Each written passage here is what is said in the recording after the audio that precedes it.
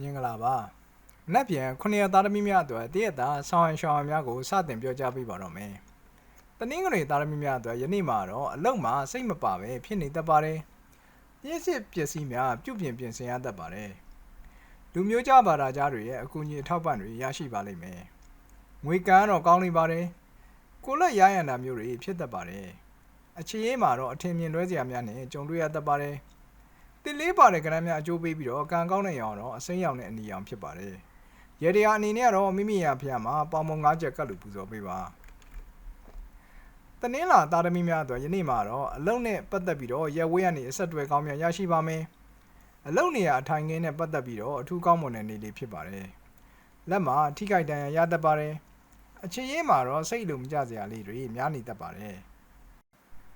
ဝေချင်းနဲ့ပတ်သက်ပြီးတော့စကားပြောဆိုဖြည့်ရှင်းရတတ်ပါတယ်။ငါးကိုးပါတဲ့ကဏ္ဍများအကျိုးပေးပြီးတော့ကံကောင်းတဲ့ရောင်တော့အညိုရောင်နဲ့နီညိုရောင်ဖြစ်ပါတယ်။ရေဒီယာအနေနဲ့ကတော့မိမိရဖျားမှာရွှေသမင်းကတ်လို့ပူဇော်ပေးပါ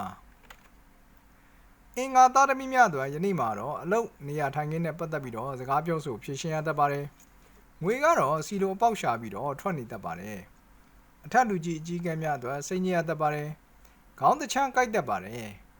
ချစ်သူရဲ့အထင်လွဲဆွဆွဲခြင်းကိုခံရတတ်ပါတယ်။ငါးရှစ်ပါတဲ့ကဏ္ဍများအကျိုးပေးပြီးတော့ကံကောင်းတဲ့ရောင်တော့ညိုမိုင်းတဲ့အရောင်နဲ့မရမ်းရောင်ဖြစ်ပါတယ်။ရေဒီယာအနေနဲ့ကတော့မိမိရဖျားမှာနှင်းစီပန်ကတ်လူပူဇော်ပေးပါ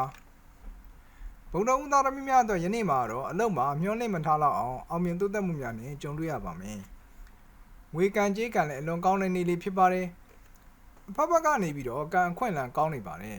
။ဘာပဲလုပ်လို့ရဲတာလုပ်ပေးပါ။ဘိုက်အောင်ဘိုက်နာဖြစ်တတ်ပါတယ်။အခြေရေးမှာတော့တာယာနေပါလိမ့်မယ်။နှစ်လေးပါတဲ့ကဏ္ဍများအကျိုးပေးပြီးတော့ကံကောင်းတဲ့ရောင်တော့အဖြူရောင်နဲ့ငွေရောင်ဖြစ်ပါတယ်။ရေဒီယာအနေနဲ့ကတော့မိမိရဖျားမှာကောင်းကျင်းပေါင်းကတ်လို့ပူဇော်ပေးပါ။ကြာတာပရိသတ်သမီးများအတွက်ယနေ့မှာတော့အလုံမှာနာမည်ဂုဏ်သတင်းကြော်ကြားပါမယ်။အလုံနဲ့ပတ်သက်ပြီးတော့ကံအခွင့်အလမ်းအဖက်ဖက်ကနေပြီးတော့ကောင်းနေပါလိမ့်မယ်။စီးပွားရေးလူမှုရေးကိစ္စများအားလုံးအဆင်ပြေနေပါလိမ့်မယ်။ကိုလက်ရရန်တာမျိုးတွေဖြစ်တတ်ပါတယ်။ချစ်သူစီကနေပြီးတော့သတင်းကောင်းကြားပါမယ်။ငါးကိုးပါတဲ့ကဏ္ဍများအကျိုးပေးပြီးတော့ကံကောင်းတဲ့ရောင်တော့အဝါရောင်နဲ့အနက်ရောင်ဖြစ်ပါတယ်။ရေဒီယာအနေနဲ့ကတော့မိမိရဖျားမှာမွေးကားကတ်လို့ပူဇော်ပေးပါ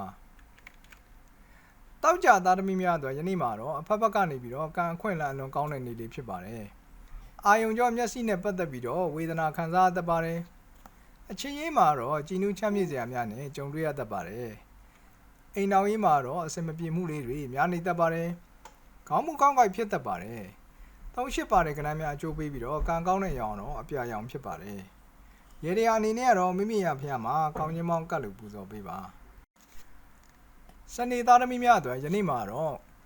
ငွေကန်ရွှေကန်အလွန်ကောင်းတဲ့နေ့လေးဖြစ်ပါတယ်။မိတ်ဆွေရင်ဆရာရင်းများနဲ့ပတ်သက်ပြီးတော့စိတ်ညစ်စရာစိတ်ရှုပ်စရာများကြုံတွေ့ရတတ်ပါတယ်။ချစ်သူစီကနေပြီးတော့သတင်းကောင်းကြားတတ်ပါတယ်။ဆွေမျိုးသားချင်းလက်အောက်ငယ်သားများနဲ့ပတ်သက်ပြီးတော့မင်္ဂလာသတင်းကြားပါမယ်။စီးမျက်စိဒုက္ခပေးတတ်ပါတယ်။နှစ်လေးပါတဲ့ကဏ္ဍများအကျိုးပေးပြီးတော့ကံကောင်းတဲ့ရောင်တော့အဖြူရောင်ဖြစ်ပါတယ်။ရေဒီယာအနေနဲ့ကတော့မိမိရဖျားမှာမွေးကားကတ်လို့ပူဇော်ပေးပါ။အားလုံးကျမ်းမှချမ်းသာကြပါစေ။